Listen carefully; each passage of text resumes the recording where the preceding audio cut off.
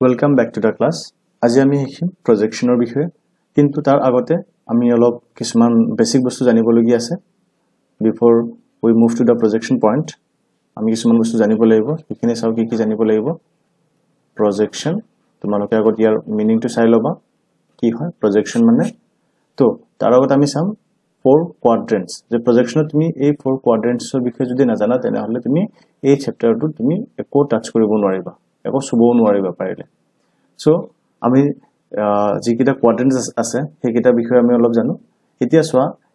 ইয়াত তুমি তোমালোকে দুটা প্ল্যান দেখিব পাৰি আছা এটা হল তোমাৰ ওপৰৰ পৰা তলপিনে গৈছে আৰু এটা তোমাৰ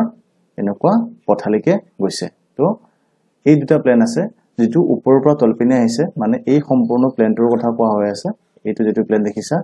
এনেকে যেটো প্ল্যান আছে এটো কোৱা হ'ব তোমাৰ ভাৰ্টিকেল প্ল্যান নামটো লিখি লবা তোমালোকে এতিয়াতে এটো কি ভাৰ্টিকেল এটো কো ভাৰ্টিকেল প্ল্যান তাৰ পিছত আছে তোমাৰ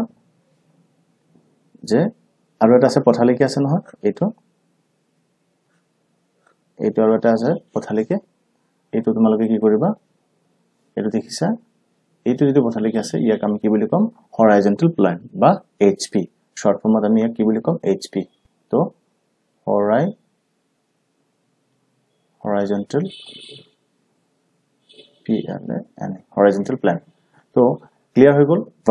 ভার্টিকেল মানে যেটো সিধা হৈ থাকিব ভার্টিক্যালি থাকিলে তাক ভার্টিকেল বুলি কব হরাইজন্টাল মানে পথালি হৈ থাকিলে তাক কি বুলি কব পথালি প্লেন বা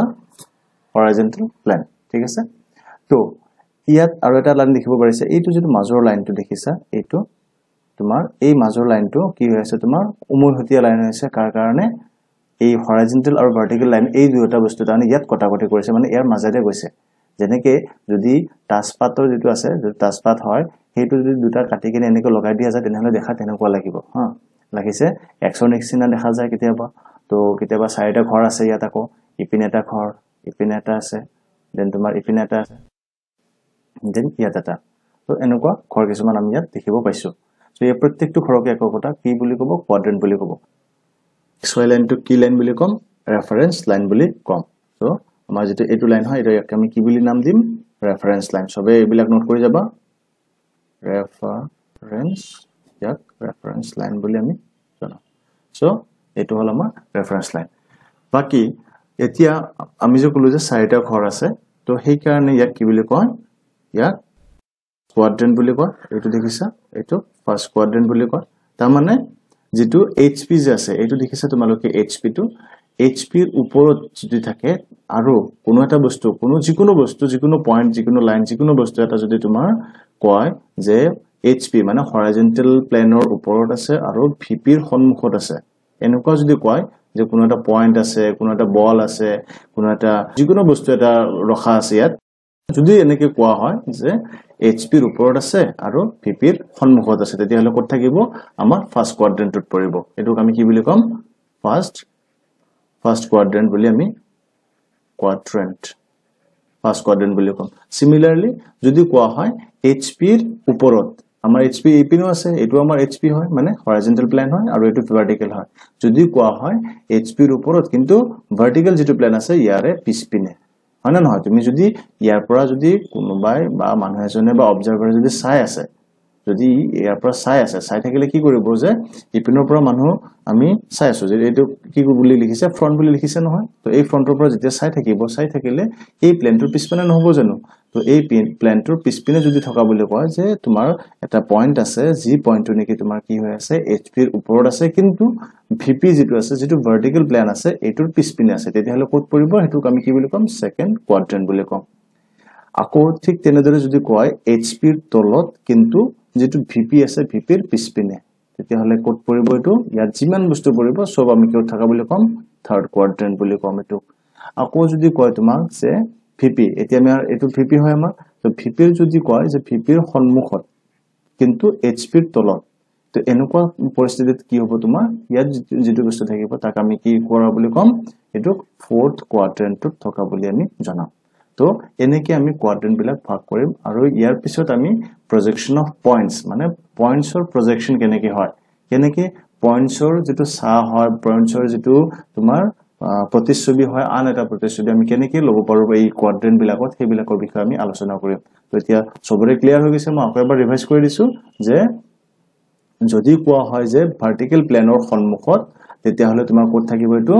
ভাৰ্টিকেল প্লেনৰ সন্মুখত বুলি ক'লে ইপিনে বা ইপিনে থাকিব হা এই দুটা জায়গা থাকাৰ চান্স আছে এই দুটা কোৱাড্ৰেন্টত থাকাৰ চান্স আছে যদিহে কোৱা হয় যে ভাৰ্টিকেল প্লেন যেটো আছে তাৰ সন্মুখত হলে হয়তো এইটো কোৱাড্ৰেন্টত নহলে এইটো কোৱাড্ৰেন্টত হ'ব মানে হয়তো ফাৰ্স্ট বা ফোৰ্থত হ'ব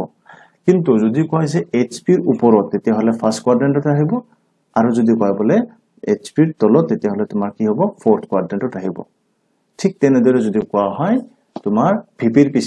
পিছপিনে বুলি ক'লে কি হ'ব হয়তো ইপিনে বা ইপিনে হ'ব তো এনেকুৱাকৈ ক'লে তেতিয়া আমি কি বুজিব পাৰিম যে এই পৰিস্থিতিত আমাৰ দুটা অপচন থাকিব যদি কোৱা হয় যে ভাৰ্টিকেল প্লেনৰ পিছপিনে বুলি যদি কয় তেতিয়া হলে আমি জানিম যে হয়তো এই থাৰ্ড কোৱাড্ৰেন্টত হ'ব লাগিব নহলে এই সেকেন্ড কোৱাড্ৰেন্টত হ'ব লাগিব যদিহে কোৱা হয় এইচপি ৰ ওপৰত তেতিয়া হলে আমাৰ সেকেন্ড কোৱাড্ৰেন্ট হ'ব আৰু যদি কয় এইচপি ৰ তলত তেতিয়া হলে আমাৰ কি হ'ব থাৰ্ড কোৱাড্ৰেন্ট হ'ব তো এনেকৈ আমি কোৱাড্ৰেন্ট বিলাকক ভাগ কৰিব পাৰিম তো এটো হল কিন্তু আৰু এটা কথা মই কৈ দিছো ইয়াতে যে যেটো এইচপি প্লেনটো আছে এটো যেহেতু এনেকৈ পথালিকে থাকে তো আমি পেপাৰত কি কৰিব নোৱাৰো পথালিকে ডাইৰেক্ট বস্তুটো আমি 2D ডাইমেনশনত শো কৰিব নোৱাৰিম যে এক্স্যাক্টলি মানে কৰিব পাৰিম কিন্তু দেখাত ভাল হ'ব যেনেকৈ ইয়াত দেখাইছে ইয়াত বস্তু এটা থাকিলে সেই বস্তুটো প্ৰপাৰলি আমি দেখাবৰ কাৰণে কি কৰো সদায় এটো মনত ৰাখিবা যেটো আমাৰ এইচপি লাইনটো এইচপি যেটো প্লেন আছে এইচপি এই সম্পূৰ্ণ যেটো এইচপি প্লেন আছে এই প্লেনটোক আমি কি কৰো সদায় 90 ডিগ্ৰী ৰটেট কৰি দিও যেতিয়া আমি কোৱাড্ৰেন্টটো এক্সট্ৰা কেলাম এতিয়া আমি কি কৰিম এই এনেকে ভাগ কৰি এনেকে একোটা আমি কি কৰিলাম কোৱাড্ৰেন্ট বিলাকক ভগাই লম যিবিলাক নেকি আমি আগৰ ক্লাছত নেক্সট ক্লাছত আমি পঢ়িব পাৰিম এনেকে আমি কোৱাড্ৰেন্ট বিলাকক ভগাই লম যে ফাৰ্স্ট কোৱাড্ৰেন্ট সেকেন্ড কোৱাড্ৰেন্ট কেনেকুৱা হয় সেই বস্তুবিলাক আমি ইয়াৰ পৰা ভগাই লম যেনেকৈ যদি কোৱা যে ফাৰ্স্ট কোৱাড্ৰেন্টটো ড্ৰ কৰা তেনেহলে কেনেকৈ ড্ৰ কৰিম এনেকে আমি ফাৰ্স্ট কোৱাড্ৰেন্টটো ড্ৰ কৰিব চেষ্টা কৰিম তো আমি কেৱল ফাৰ্স্ট কোৱাড্ৰেন্টটো ড্ৰ কৰিছো যত নেকি এটো আমাৰ কি হয় xy লাইন হয় এটো আমাৰ xy লাইন হয় আৰু ওপৰটো আমাৰ কি হয় ভিপি হয় আৰু তলটো আমাৰ কি হয় এইচপি হয় আৰু এইচপি যেতিয়া আমি ড্ৰ কৰিম তেতিয়া এটোক আমি 90 ডিগ্ৰী কিমান আমি ৰোটেট কৰিম 90 ডিগ্ৰী ৰোটেট কৰি যদি 90 ডিগ্ৰী ৰোটেট কৰি দিও তেতিয়া হলে কেনেকুৱা হ'ব ইয়াত দেখুৱাইছো মই তেতিয়া হলে দেখাত আমাৰ ড্ৰয়িং শীটত কেনেকুৱা দেখিম এনেকুৱা এটা দেখিম যত নেকি xy লাইন এনেকুৱা হৈ থাকিব